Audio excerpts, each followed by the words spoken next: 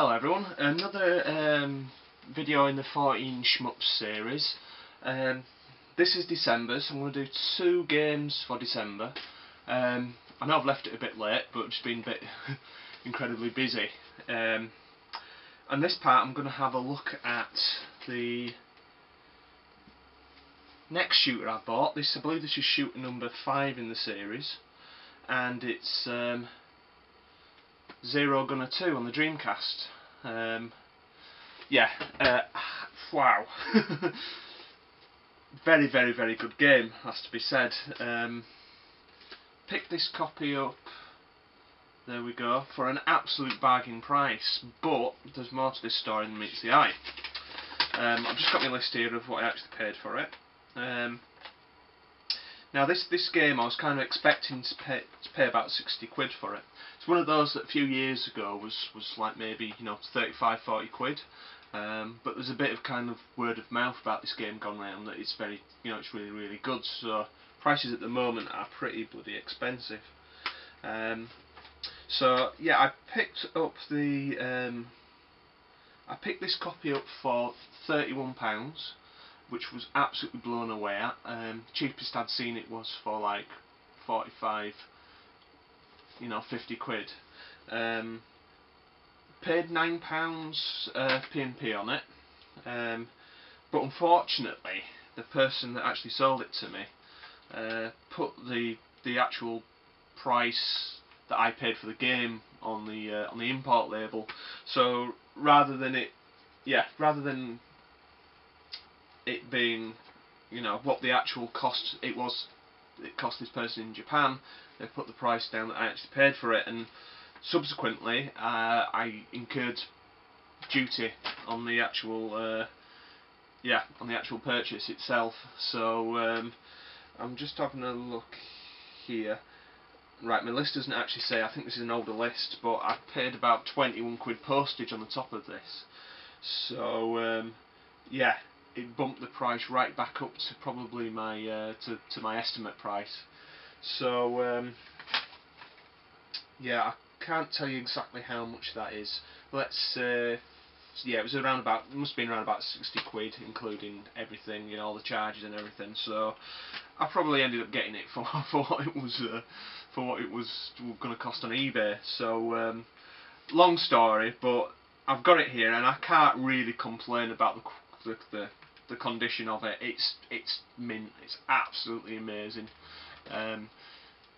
I've said this before, with my other collections, I'm not hugely fussy about spine cards, OB cards, condition, the case and stuff like that. But with my DC shooters, I want perfection, to be honest, and this is really good. Some photos in the beginning of the video, you'll be able to see how pristine it is, to be honest. When I set out doing this project, it was a case of getting the aspirational shoot 'em ups, the games that I really wanted. But another part of this was getting the games to complete, that would complete my collection, or enhance my collection in a way. And part of this project is to complete my my DC collection. So I've got, before I start this project, I only needed 3 more to complete that collection. Zero Gunner 2 is a really welcome addition to that. I've never played the game before, and I was pleasantly surprised by it.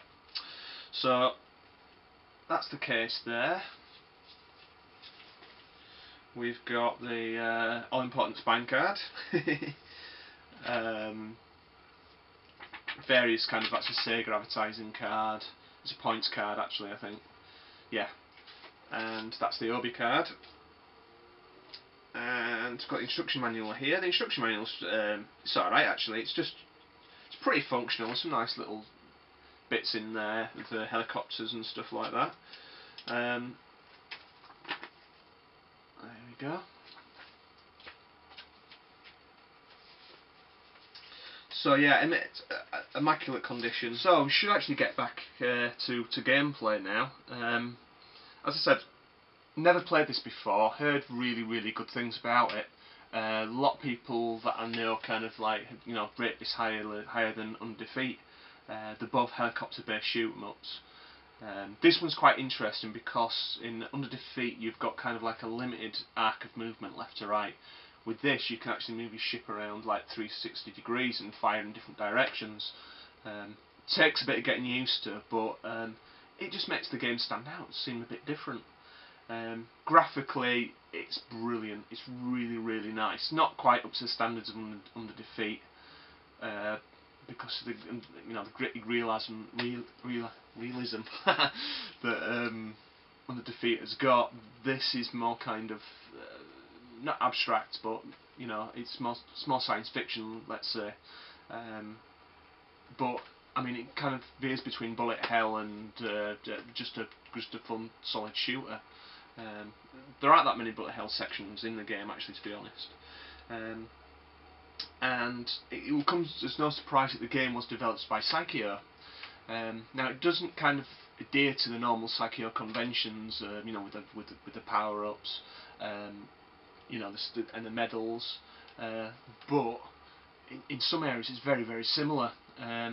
It could be kind of seen as a modern take on the Striker series, I think, because it's set in a military environment, and the boss fights you end up fighting great big kind of submarines and you know, planes and stuff like that actually change into robots. There's actually robots hiding inside, which I think is very much a Strikers kind of thing. One of the levels reminds me of one of the Raiden Fighters games as well, where you start off with you fight a train kind of thing, and that's travelling along. One of the bosses reminds me of one of the bosses from Layer Section 2, the one that kind of like scoots around like a rollerblader almost. And there was another game that it reminded me of as well. I think it was Giga Wing, because the levels are they're quite random. You fight the same levels, but you fight them, you know, different. It selects different ones every time you play, so you get to know quite a lot of the game pretty kind of early on. Absolutely great shooter. I can't believe I've left it this long to actually get this one in my collection. There are far more less deserving games in there that I bought earlier, and you know, if you can pick this up for a decent price, I highly recommend it, because it's really fun, it's really polished, and yeah, whilst Ikaruga and Border Down get all the kind of the praise, I think this is definitely their equal. Probably a bit like the way that I feel about Layer Section and all those shooters on the Saturn.